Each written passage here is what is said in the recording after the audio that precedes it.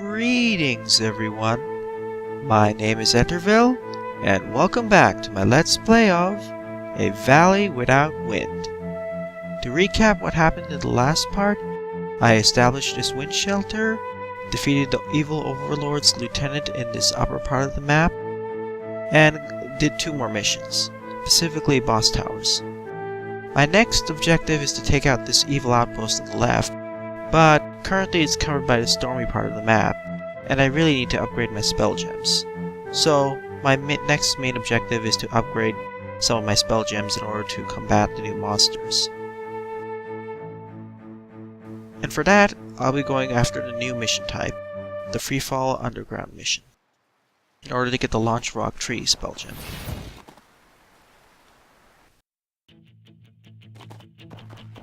Now, the freefall missions are basically kind of like those flash games where you have to fall as far as possible. In this case, you have to avoid falling into spikes, avoiding mines suspended in midair, as well as rocks falling from above. This is especially more challenging when the platforming difficulty is increased.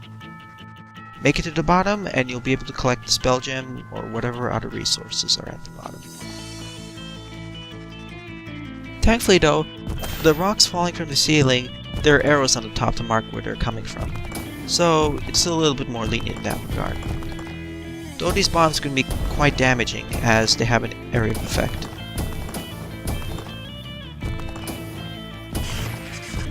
Thankfully though, you can speed up the descent by using spellgems, like I'm using the fireball here, the ice weapon, or here I'll mainly be using the Ivy Whip, as it's rapid fire and travels quite a far distance. Essentially, if you want to speed this up the most, you want a spellgem that has a short recast time, a low mana cost relatively speaking, and a long duration. So that the longer the duration, the farther you're propelled. Be very careful while doing this so you don't ram into all these mines. So I suggest when you do these types of missions, you can ignore most of the other enchants for attack, and then replace it with the mana and health enchants. Mainly health, of course. There we have it. And now time for a demonstration of the Launch Rock spellgem. The Launch Rock is a Earth-type long-range spellgem. It launches a rock at wherever you're pointing at a certain arc. So if you fire it too long, it will fall a certain distance. It's nice for long-range bombardments, but I prefer the short-range Ivy Whip for my Earth elemental needs. Here I'll be upgrading my Fire spellgem, so it's time for a boss delve. The boss delve is basically the opposite of the boss tower. Instead of going up, you're going down and defeating a series of bosses, one by one.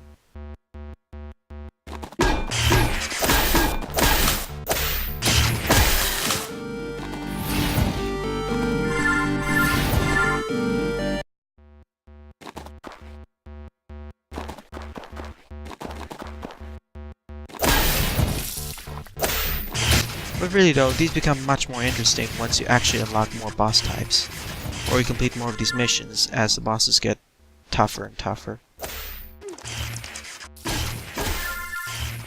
Or if you crank up the difficulty for combat or platforming.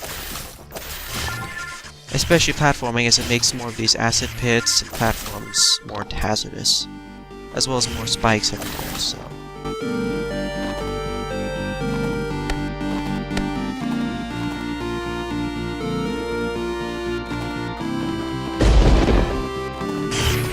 Now we reach the end in the resource room. After a certain point, collecting resources like these is really useful, as some of the other resources, like the aqua essences and the other elemental essences, can only be gotten by survivors, or rare mission rewards. So, yeah. And here, I was kind of trying to figure out where the mission end box was, as it can be camouflaged at times. And thus, Fireball has been upgraded from 2 to 3.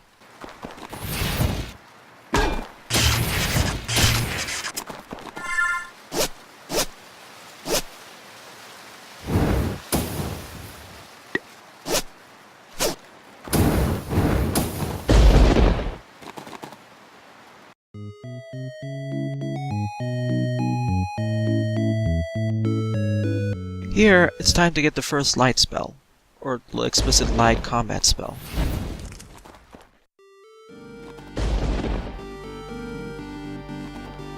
And of course, to do this, it's time for another boss tower. So you know what that means, another fast forward.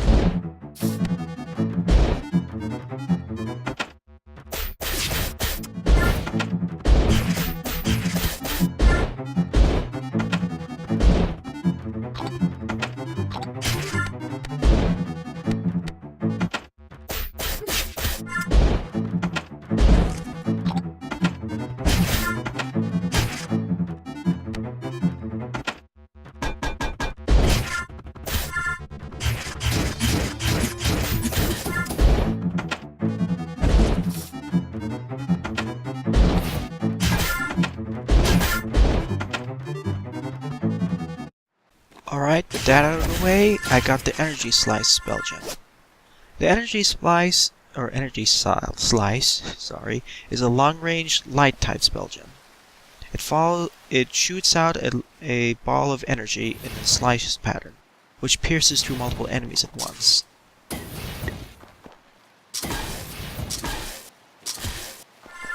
It's nice if you have a large group of enemies, like a large group of Skellybots, which we'll see later at harder difficulties. Otherwise, it's better to use more damaging single target attacks, but it wreaks havoc on groups of enemies. Ah, and there's the other whip type I was talking about.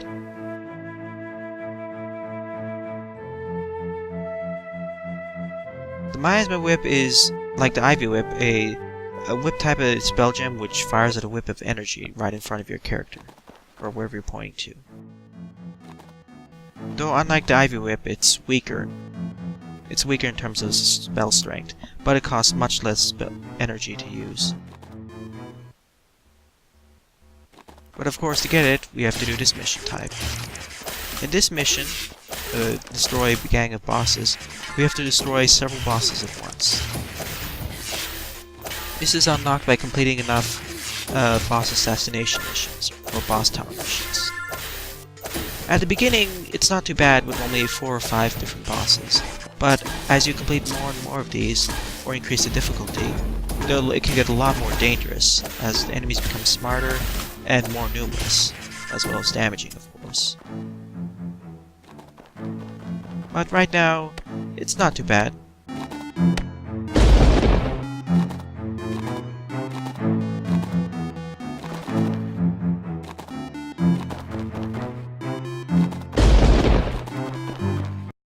With that out of the way, we got the Miasma Whip.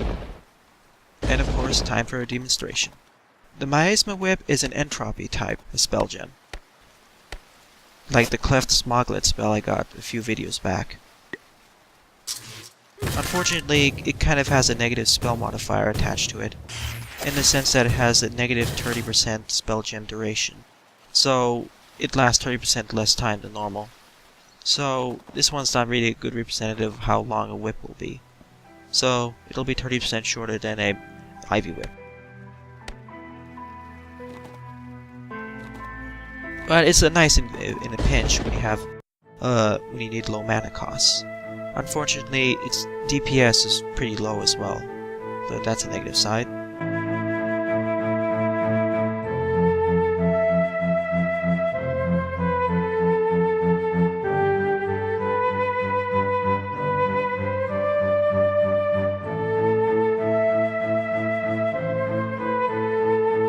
At this point, I was looking through the world and thought, all these missions seem nice, but I already have enough of those types of spellgems.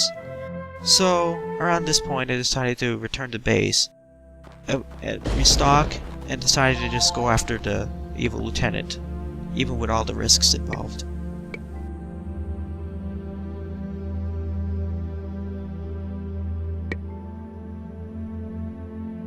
But of course, to do that, I need to restock my enchants, specifically my health enchant. I don't need a mana as much, mainly because I recharge fast enough, but what I really need is a large health pool, due to the storm's withering health effects. On this screen, you can send survivors out to missions where you can collect essences. On the previous screen, that is. but this is affected by their skill level and their current mood. The greater their skill level and the greater their mood, the better chances for success and the survivor's survival rate. Of course, in order to increase their skill levels, you either need to build one of those buildings, like the Architect's Building, Adventurer's Barracks, which increases their skill ratings in their particular skills. Or you could just buy them books in their respective skill sets, which increases their skills. And of course, you can randomly find or buy the mood increasing items like apples, etc. Either at the Essence Shop from Ilari or through secret missions. We'll need to raise these survivors' skill rates and moods anyways in order to take down the Overlord. As on the top right corner it mentions that the evil Overlord is currently supercharged. Basically what that means is that even if I defeat all the evil lieutenants, the evil Overlord will still be 5 levels higher than my current character's level, or the world level. The reason for this why is because of how I set the strategy element difficulty. Because I set it to the normal level, the evil Overlord will always be 5 levels higher than the world level, unless I send survivors on dispatch missions in order to destroy his advantage. His advantage, his or her advantage to be specific, will be amplified on higher strategy level difficulties, up to 20 levels higher. And you really don't want to take on evil overlords that are that high in level. They can really be killer. But with that out of the way, it's time to explore the snowy wastelands in the stormy conditions. As I said in the previous video when I was establishing the wind shelter, the storm is dangerous as it slowly whittles down your health, and the wind blows you in a certain direction. And of course, the further you get out from the border, the harder it gets. The difficulties are higher, and they're kind of more aggressive. Or they feel more aggressive. And because it's kind of hard to get back health from defeating enemies, with all the positioning and whatnot, it's best to get a higher health pool.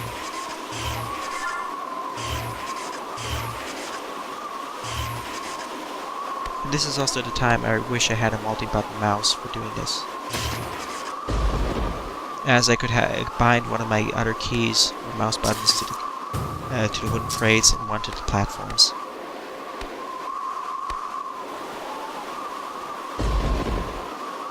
But really though, it's a race against time in order to get to the evil Warlord's Lieutenant's outpost before running out of health.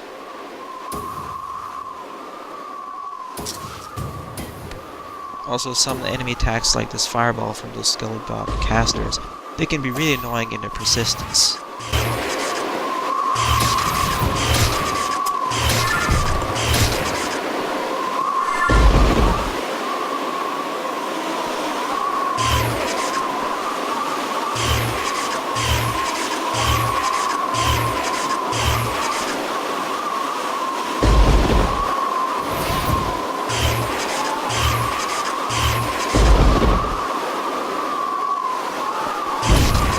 But we've made it to the evil outpost. I'll be ignoring the secret mission until I clear out this area of the storm. And I've destroyed all the monsters in the level 2 Iceland. Now, I'll talk more about achievements once I clear out this island. Oh, and apparently by destroying these Skellybots, or enough of them, I have unlocked a new Skellybot type. You'll be seeing him soon enough. Or it. Do Skellybots actually have gender in this game? Or are they just genderless? Oh goody. This is the first of the new problems that I've got by unlocking that new Skellybot. The Skellybot casters have been upgraded, so now they fire these miasma orbs, or entropy orbs, which follow your character in a rough pattern. When it hits them, it'll explode, and causing damage. Even if you destroy them, they'll cause an area of effect explosion which can hurt you. Which is even more of a problem with all of these, with the constant damage. Though by entering this building, I now have no more knockback from the wind. or pushback, but my life energy keeps decreasing at a gradual rate. As I was saying earlier, I'll talk more about the achievements once I finish this first island. But the gist of it is that by accomplishing certain tasks or certain pre-requirements, you can accomplish some achievements and unlock more items, areas, characters, skill types, spellgems, monsters, and mission types to explore and do. But of course, the more you unlock, the harder the game gets, so you have to compensate for that. Like for now, as you notice in the spellgem crafting window, I have about 20 or so spellgems I can craft right now. Once I unlock more and more of the spellgems through accomplishing of these achievements, I'll be able to craft, let's say, 50 to 100 spellgems in the end. And a lot more materials as well. As I said in the first part of the video, or the first video, this game is based heavily on exploration, and the achievements reflect this.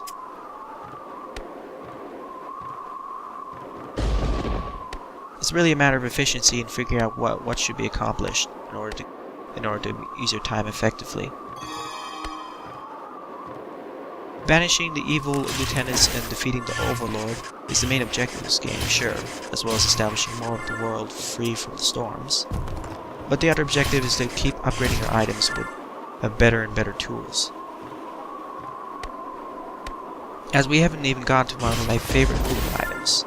The Storm Dash is pretty good, but I'm still waiting for the ability to roll, which some enchant actually provides, and the ability to double jump, or triple jump. But we've made it up and climbed the first floor. As always, before fighting the boss, time to check the character stats. I have about half life energy left.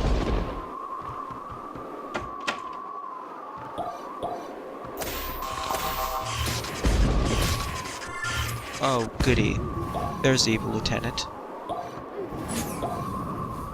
It's another one of these Skellybot mobile walkers, or whatever they're called.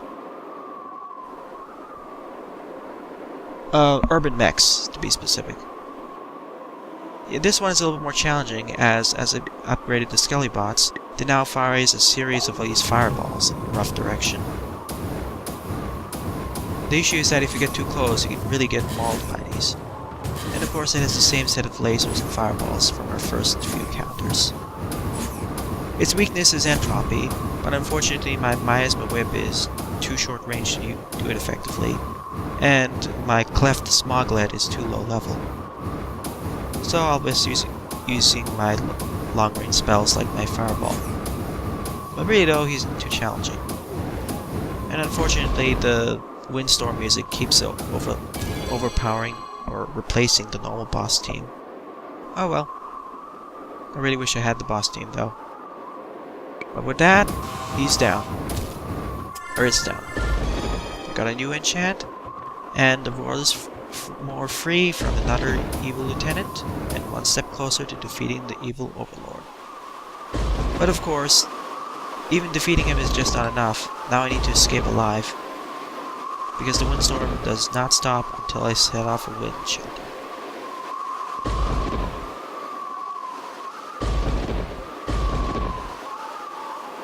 It's time to just take a warp zone out of here, instead of going the long way, of course.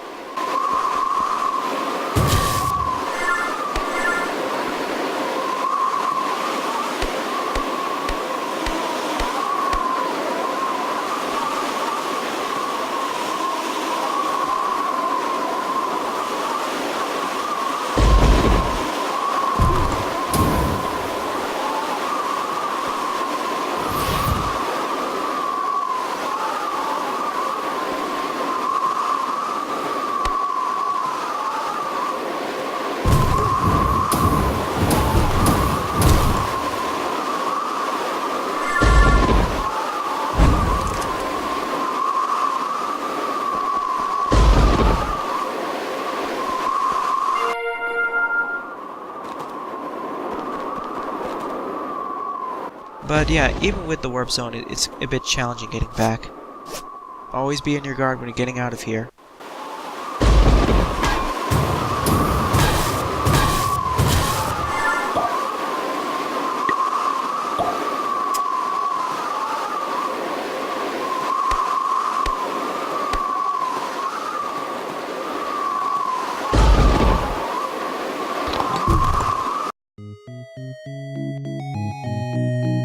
Alas, I have made it out of the windstorm.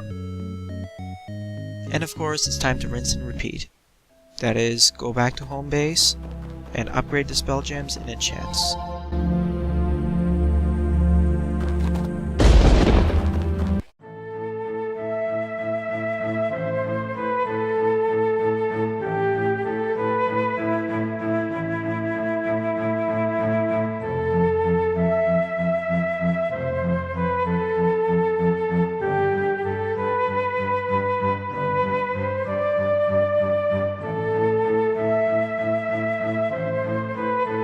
In this case, I was going to want to get one of my first water type spell gems, the Rising Bubbles spell gem.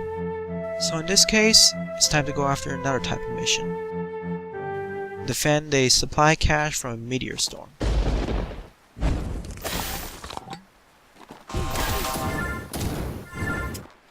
Now, the defend supply cache from the meteor storm, basically, the objective of this is to defend 5 to 7 caches of materials from falling magical meteors from above, as well as from enemies. And the first missions, enemies aren't the main issue. The main issue is all those meteorites coming from above.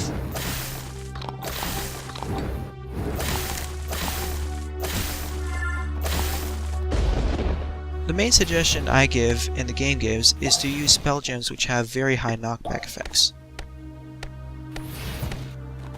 so that you'll be able to knock the meteorites out of their orbit. Or of course you can destroy them outright, but as they level scale, it's not really practical.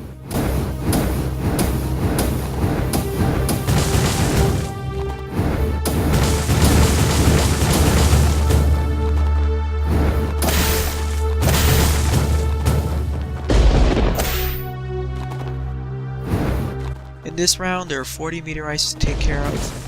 Already a quarter of them done. It can get a lot more frantic in higher difficulty modes, as we'll see later. Even now it's a bit frantic with all the running back and forward, and getting over this hill can be a bit of a problem.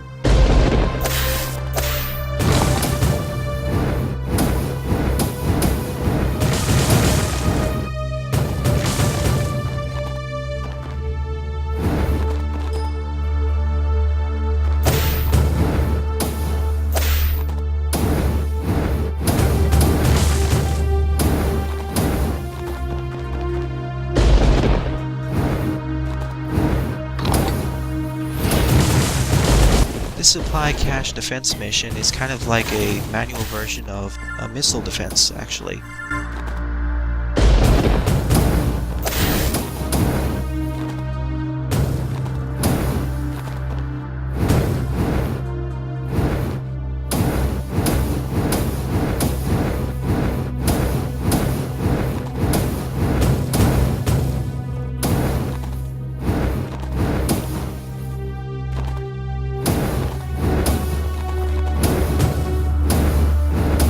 Here I kind of started to panic as I realized that the second supply cache on the left was running very low on health, so I decided to rush over here and take the hit on the right side.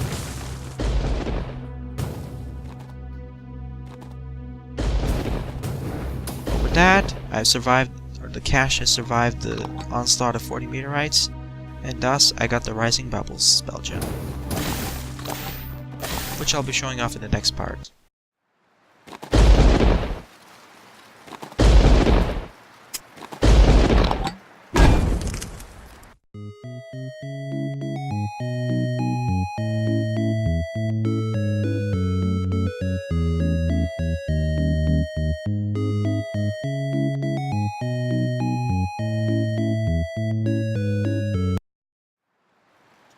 Also, it's time to upgrade my Leafy Whip as usual. And this mission is once again a Destroy Umbra Vortex. The main notable thing here is that the new Skellybot, aka the Golden One, is more dangerous in the sense that he fires fireballs at your current position, much more accurately than other Skellybots. And of course is more durable, relatively speaking. When these enemies gain the ability to jump infinitely like I do, they'll become much more dangerous. especially the golden ones. They're one of my main nuisances and antagonists, or nemesises in this game.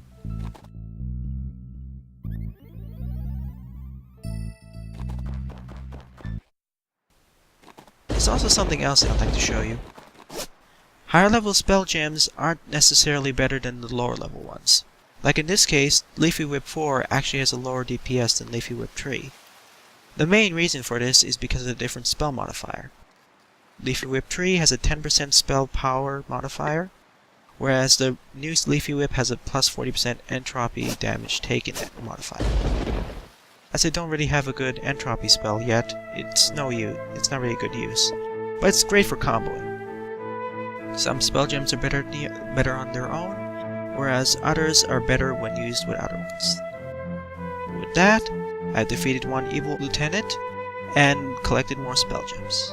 In the next part, continuing on to fight off more of those lieutenants and explore more of the new environments of the world. Thanks for watching, viewers, and have a nice day. Doodles!